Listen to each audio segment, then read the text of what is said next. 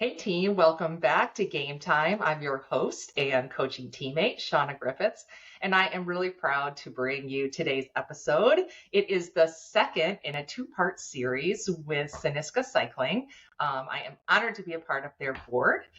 We are joined today for the second time with GM Robin Farina, who is also a former pro racer. We're also joined by Meredith Miller, who is head of road sports marketing for Shimano, which is one of the major global leaders in that endemic space. So thank you both so much for making the time for this episode. Yeah, of course, excited to be here. Thanks, Shauna. So folks, if you didn't hear the first episode, we did have Robin on. We had one of their amazing riders, Alexis, who has been, continuing to do a great job on the team. So let's catch up a little bit here with the landscape of what's going on in women's cycling. What is Cynisca? If you don't mind, Robin, give people that foundation as we get started in the conversation. Sure. Yeah. Cynisca Cycling has been around now. We're in our third year. We started in 23. So we've been moving along. We are a USA based team, but we do have headquarters in Saint Martin, France. We really put this team in to elevate the level of US racing for women, right? There wasn't a whole lot of opportunity to go over and race against the best racers in Europe or the best races. And so we felt like there was definitely a gap between this time where you're a junior racer to where you can really thrive as a professional female racer in the European peloton. So we're continuing our efforts and our goal for the Tour de France FEMMES here in 2026 with our eye on the prize of LA 2028 and having riders from our team or from the US participate and race at the highest level at the Olympics. So that is our core goal. And another piece of that is really to elevate women, specifically in roles that maybe either not even as a racer, but as a support staff or leadership with women's professional cycling. That's great. And Meredith, Yeah. has Shimano been a sponsor the whole time? Yes.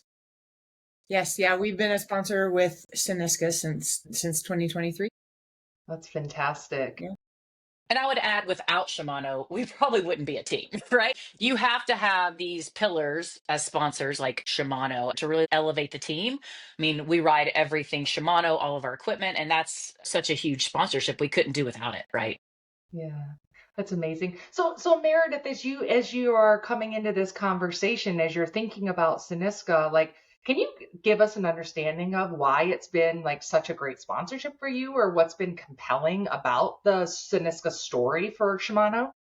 Yeah, so as Robin mentioned, well, first of all, I think if we take a step back to when Robin and I were racing, the landscape of cycling, professional cycling in the US looked a lot different then. There was a lot more racing on the calendar. Any given weekend, you could choose between stage races, meaning multi-day races, or large one-day races, or smaller criteriums, whatever.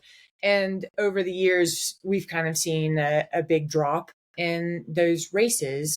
They no longer exist, like the Tour of California, Colorado Classic, some of those bigger races, Philly Classic. Some of those races don't exist these days. And without that, in order to get to the highest level in the sport, you really do need to send riders to Europe. And that's exactly what Cynisca has been trying to do. And as a former racer myself, and then also now working on the sponsorship brand side of things, I see that as a very important piece of the puzzle leading into the Olympics. LA 28 is important for us. It's in our backyard. Shimano North America actually has an office in North America in Irvine, California. So we'll be just down the road from where a lot of the events will take place in LA. And then also, yeah, to get the athletes to the level that they need to be able to go to the Olympics, to go to the World Championships, to represent the United States, they need to be racing against the top athletes in the world. And that is, and always has been, really Europe. But especially now without the big calendar that we have here and the level, the depth of competition, you need to get those riders to Europe. And so Cynisca has fit that bill, and been doing exactly that. And so I think as a brand and a sponsor of many teams, that was very interesting and valuable to us. Yeah, it is really great. I've been involved in the start of leagues and teams more on the basketball side, but being a part of that kind of hope of something and that launch of something, it means a lot, especially for people like you who have been racers. So to see the birth of something and then that success of that story, so many podium placements. So it seems like you're in real momentum that I think helps in the sponsorship conversation. Also just morale for the team. Yeah, absolutely. When you start a team, it takes time to build, right? Like things don't happen overnight unless you have a huge budget and you can hire like superstars, right? And even then, a team takes years to build up to victories and really sustainability. And I think Cynisca always had a long-term plan and still does. And I think that's super important because we can't rely on USA Cycling to do everything in our sport, and we surely can't expect them or, put the burden on them to develop everybody or many racers in the US. So, Sinisca was born out of a need and also a vision to really fulfill this gap of helping our next generation, right? So we started with a bunch of young riders. I would say everybody was like younger than 25. And now over the couple of years we've hired these you know specific riders to fill roles as leaders, as GC riders. And that's really propelled us to where we are today. Like, we just came off of the Tour of Portugal. We took the Mountains jersey home. We won a stage at Tour of Portugal, which was a 5-day race. We went to the Tour of Pyrenees, also took the Mountains jersey there. And then we have, Chloe Patrick, who is a U23 national time trial champion. So I think the proof is in the pudding that what we're doing is equaling success. And we've got to continue this for women's cycling and women's sports in general, and just really continue that growth with a very purposeful vision of getting to where we want to go. And that's obviously the Women's Tour de France is very high on our list because that all of a sudden means you're at the pinnacle of the sport. Your sponsors are being seen on TV, they're being given opportunities for VIP, all the things that really matter in our sport. And then with the LA Olympics, that's something we want to capitalize on as a team. The Olympics are what we've always dreamed of and watched as a child and grown into. This is something that is super important for our country and our sport and everything.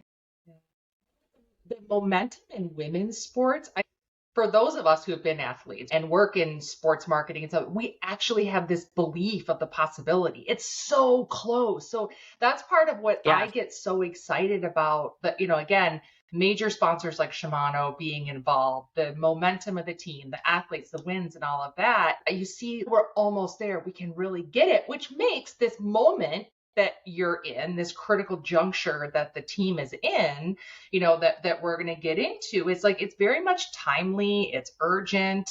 The message around the reality of funding. And, like you said, without Shimano, you wouldn't exist, but you need more, right? And you're in a, for lack of a better word, sprint finish. I mean, we're recording this on July 8th and you're staring down, August 1st, needing some, funding. So would love for you to share what's going on with the reality of what you're facing.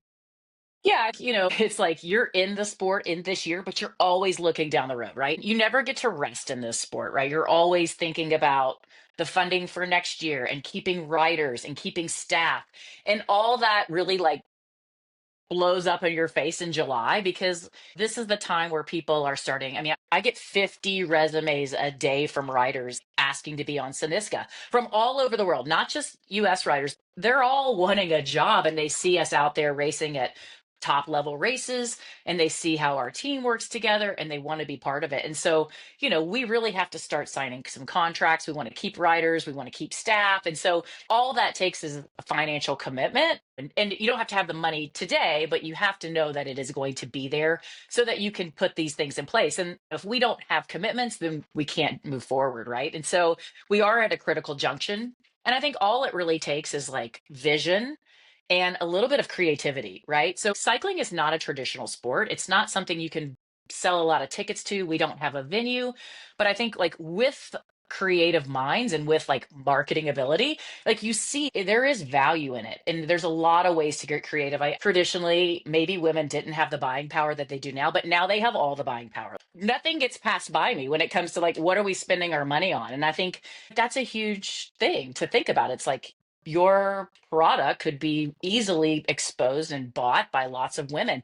Like women only trips. I mean, we've been talking about using the team as an avenue to like really support travel and experiential things. So there's a list of ways to do it, but it's also like maximizing your message that you want to send out there into the world. So I think there's a lot of opportunity. It's just a matter of like sitting down and thinking like, how do I use this avenue to the best of our ability? And it's a bigger picture, right? It's providing opportunity for women.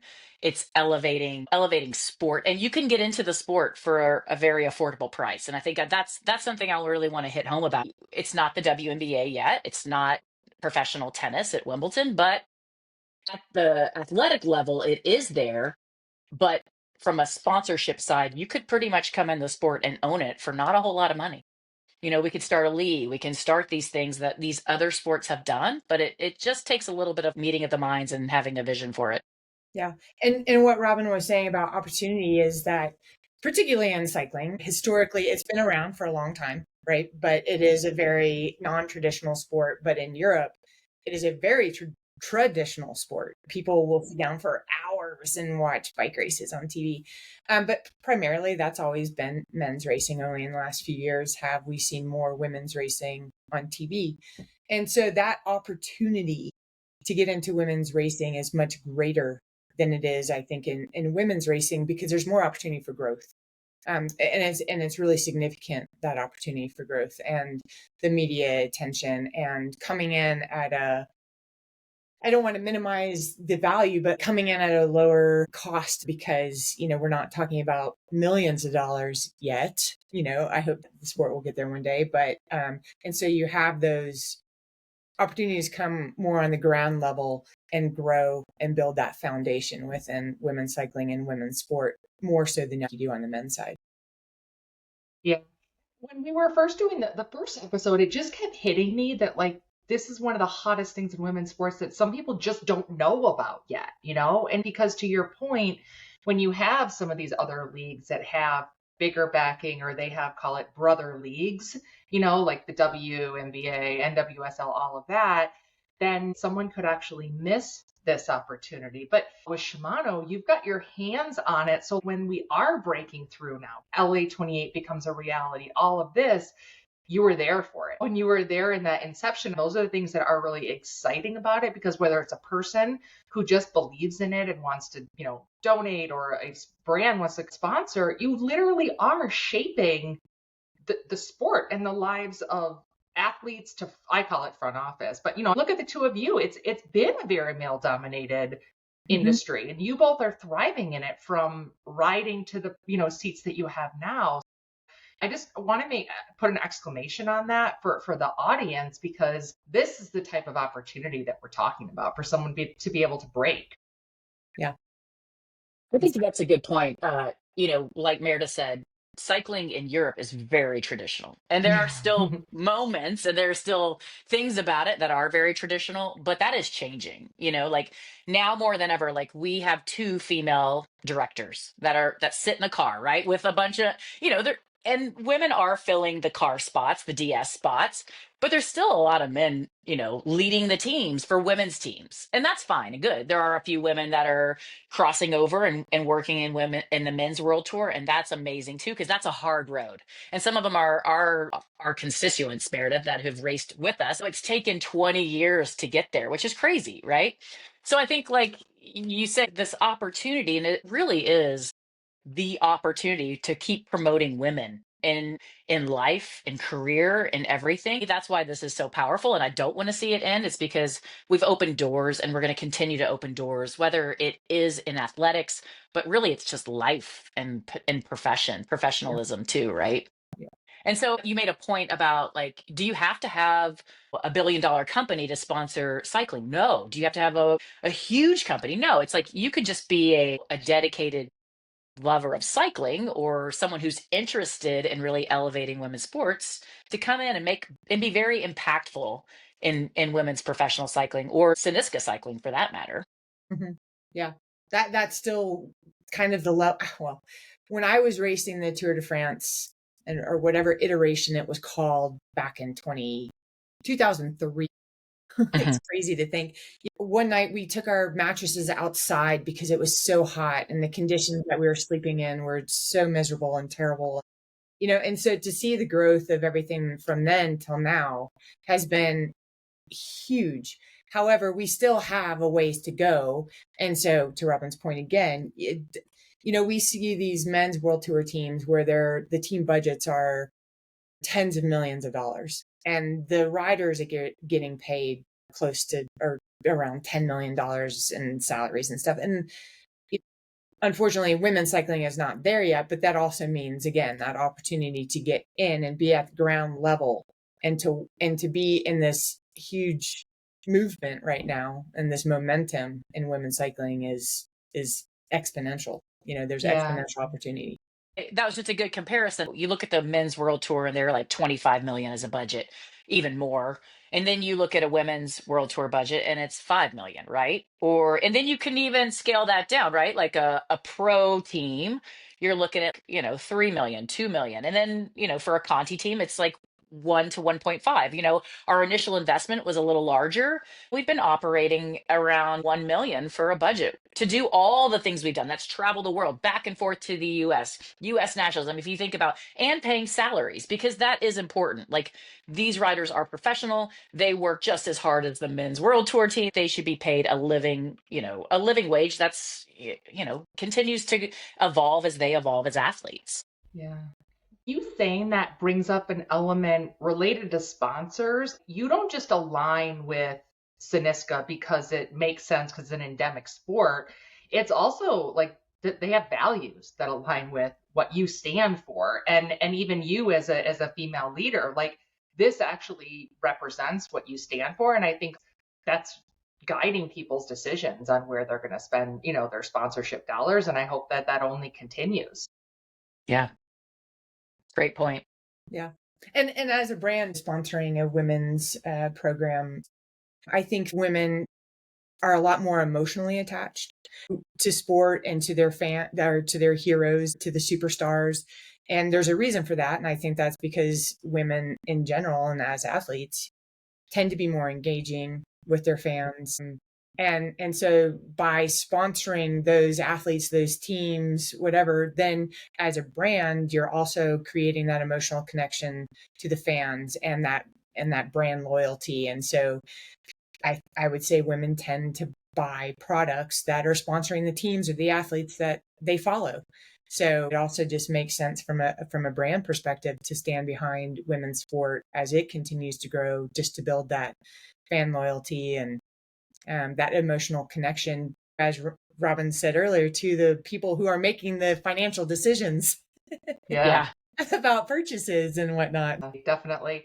So what's the next big thing that is on the horizon? What's the next big moment that Cynisca has? I mean, that's a great question. I mean, we're ready to take that leap. So we have been a UCI Continental team for the past few years, and I think it's time that we take the next step, and that's either going UCI Pro or that's Women's World Tour. This year we were already invited to a handful of Women's World Tour races. We raced at Tour Flanders, we raced at Amstel Gold. But we have bigger fish to fry, and that really is like getting into the women's Tour de France at the highest stage, at the the top stage, and then planning for the future of the Olympics. So I said, our next step is to really take that next jump. So we are getting all the invites because we want to be playing at a higher level in a bigger field, right? And we want to be able to be on TV. The women's Giro is going on right now. You can watch the Giro. You can see the sponsors. You can see the activation. You see the energy. That's where we want to be. And that's where we need to go organically. It's time. We've built the platform. We've built the foundation.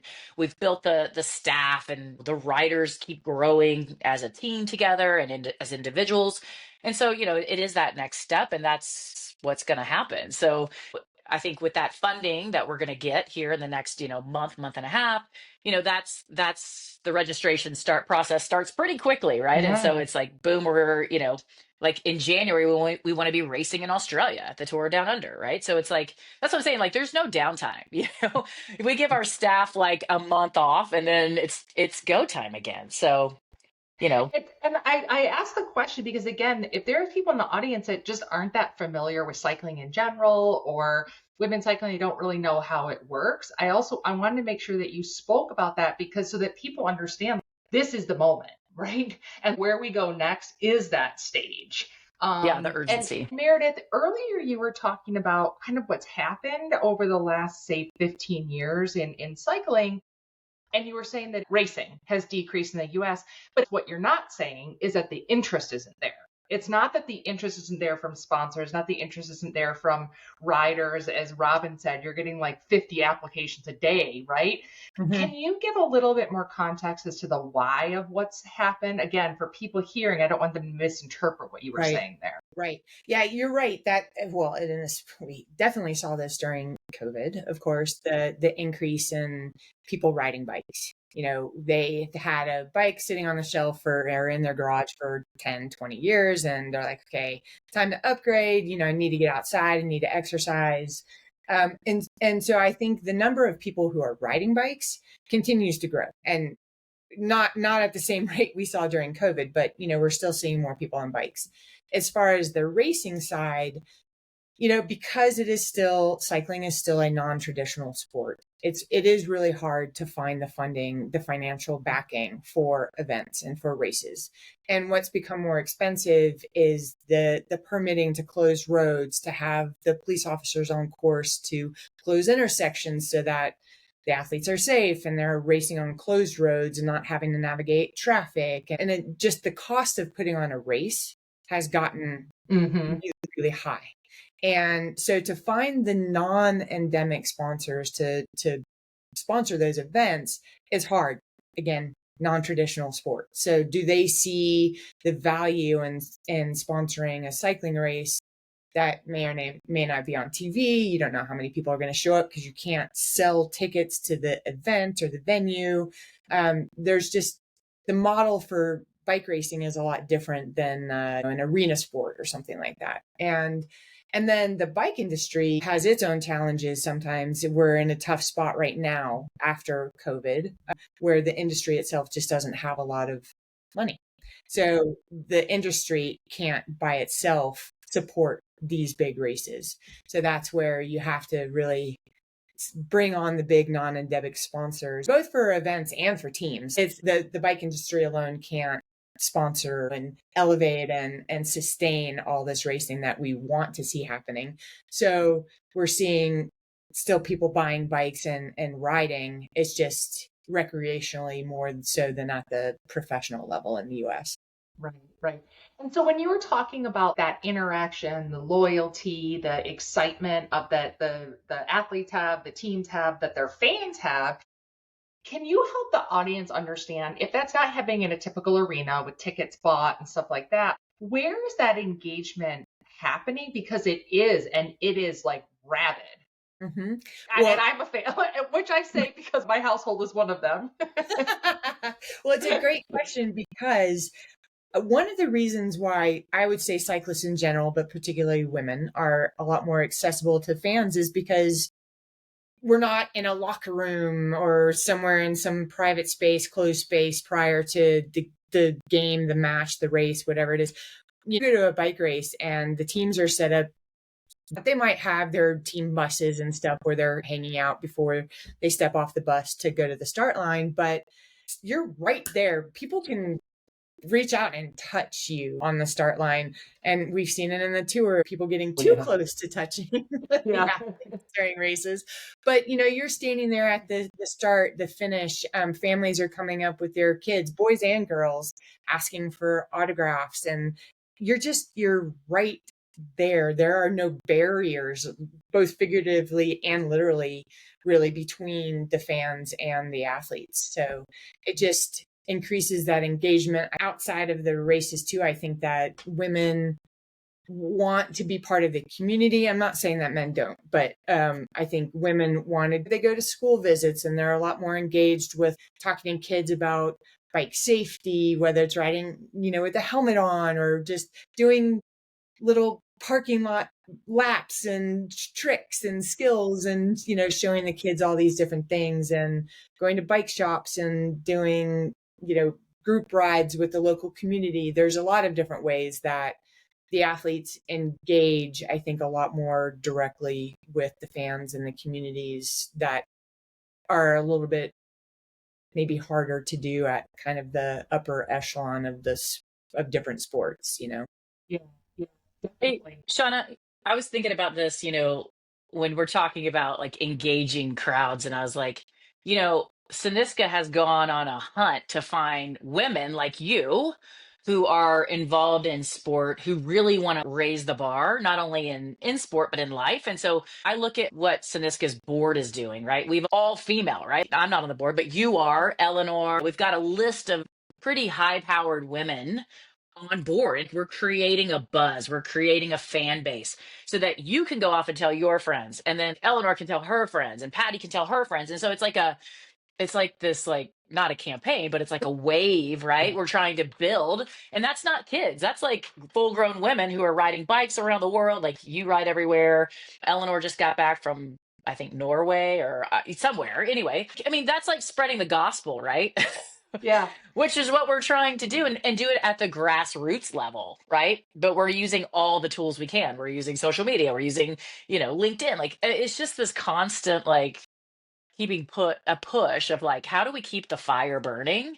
Even with like from girls that are like 5, 6 to like getting on their first bike to like, women who are in their 70s and 80s still pedaling their bikes around, whether it's an e-bike or whatever, Mhm. I, creating fans. yeah. The last things you were both saying, it really made me think about how awesome it would be for a sponsor that was really interested in female empowerment.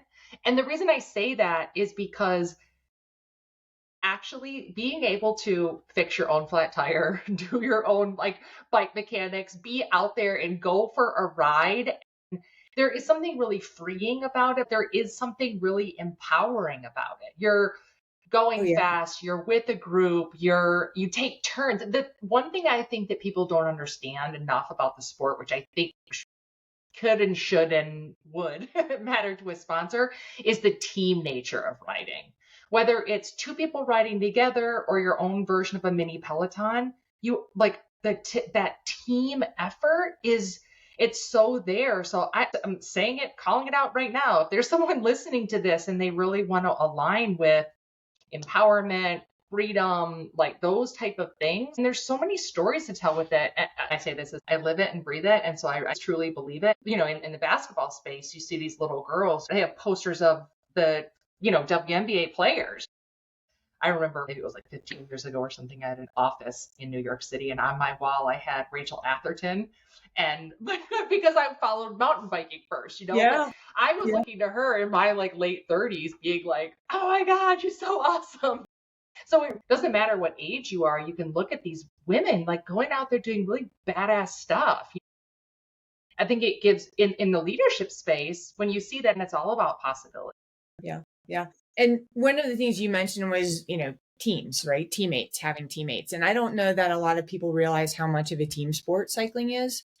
And I think that whether you start cycling, so there's a lot of youth groups, youth clubs around, especially here where I am in Boulder, and getting those kids on bikes, whether they want to race or they just want to ride, being around other like-minded kids teaches them so many life skills, and they continue, as they continue to ride, and whether they race or just ride with their teammates as they get older, those life skills just, I feel like when I was coming to the end of my retirement as a professional cyclist, I was like, oh my gosh, what am I going to do? I've been an athlete. I've been a cyclist. Like, I kind of had put myself in this little bubble, but then when I stepped back and I really thought about all the things that I'd learned as a teammate, as a captain, whatever I did in cycling, it really transferred to a lot of different parts of life. into other potential jobs, and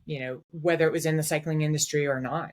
And I think those life skills, those values, just the camaraderie, all of those things that you learn through cycling are so important for your entire life.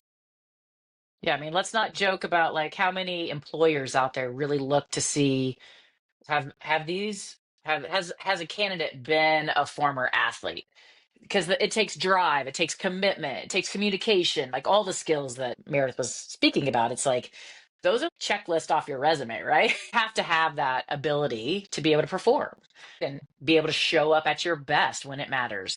Yeah. And I really appreciate you both speaking to that, because again, as people are listening to this, when you sponsor, when you donate, when you do any of these things, that's what it's all about, right? It's like, yes, we want to chase medals and wins and all that kind of stuff, but there's something bigger there that a brand or a person gets to align with and literally be a difference maker. Does it continue or not? Because I had the courage to sponsor. And I do think there's an element of courage to it, because some brands may hesitate, or I'm not really sure, or no, I'm just going to stay in the men's side. But I think it does take courage to become involved with something that's not at the top yet. And there's benefits to it, as you said, Robin, earlier. You can get in at a better price, but who's going to have the courage to do it? Right. Well, and yeah. And I think that having that courage to come into women's sports, no one's going to be a professional athlete forever, for their entire life. So eventually they stop racing. And then that question is, what next? So you're coming in, you might come in as a sponsor to sponsor them in the moment in the professional career while they're racing, but you're also developing somebody who could end up coming to work for your company, later in life. And as we see more women in leadership roles, in the workforce, in the workplace, you are also helping create and develop and help these women grow into those roles that they'll step into later in life. Yeah, I love that. I just want to mention courage. Like I think about like I watch Wimbledon, right? And every day I'm like, what's the new outfit, right? Like Coco, when she comes out, I'm like, what is she going to wear today? And I think it takes courage to walk out there in that outfit, but it also takes courage from a brand to be like, I'm going to put this athlete in this, and it's either going to rock it or they're going to hate it, but it's getting exposure, right? And so I think about like those are the sponsors we want. We want someone who's going to be dynamic and not afraid to like put it out there, because that's how you get that movement, that exposure, that brand name, right? And yeah, we're not Wimbledon, but we could be in a few years when we're at the Tour de France. That's the pinnacle of women's cycling. So it's like, who's got a vision to put out something crazy? Our riders will wear whatever we tell them to for the right price, right? You just got to have like some creativity. And I think about that a lot. I'm like, man, I wish like someone would come up with an outfit for me like that. That's rad. I could try to get them to do like a team walkout, a version of a tunnel walk for cycling. Yeah, that would be so fun. totally. But it do is that. actually the fun that you can have with it, and to be able to work with a team that you don't have to be super conservative. Yes, there are rules and regulations, but there is an element of freedom. Listen, a lot of people are trying to be disruptive. It is a crowded space for targeting in general, Yeah. And so just every space these days is crowded. So that authentic alignment and being able to have a relationship where it's rooted in the values that you stand for and that you both are clearly leading with. I think it's an amazing opportunity for the right people who have the courage to do that. So as we're closing out, both of you, I want to thank you again so much for being here. And if you want to share closing words, and what do you hope people take away from this episode? Wow. There's so much in regards to Shimano in women's cycling. We're in a very exciting time in women's cycling with the Tour de France FEMMES avec Zwift. It's a mouthful. And as Robin said, the women's Giro is happening, and you can watch that on Max these days. And I just look at the growth of cycling, of women's cycling, since I was racing in the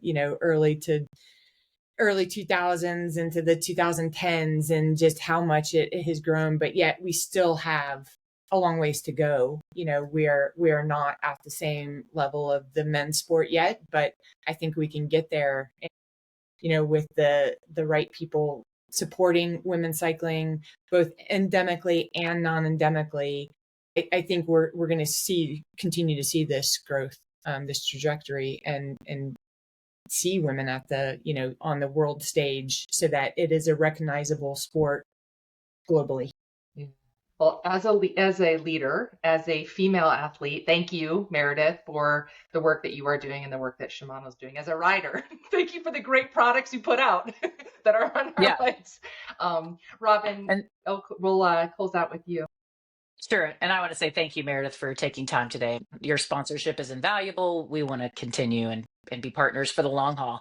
And I would say my call to action is get involved with this team or a women's team. Do something. Don't just sit here and listen to this and be like, that's great points. I would say either think about who your connections are. Do you have a connection with a company that you think would be a valuable partner? Or if you're just feeling like you want to be involved, then reach out to us, www.cyniscacycling.org, or you can find us on LinkedIn or through this podcast. We're eager and hungry to get people involved and really just want to see this thrive. And we want to be in the LA Olympics in 2028 with a world tour team with Cynisca. So thank you for watching and thank you for listening. We want to move forward.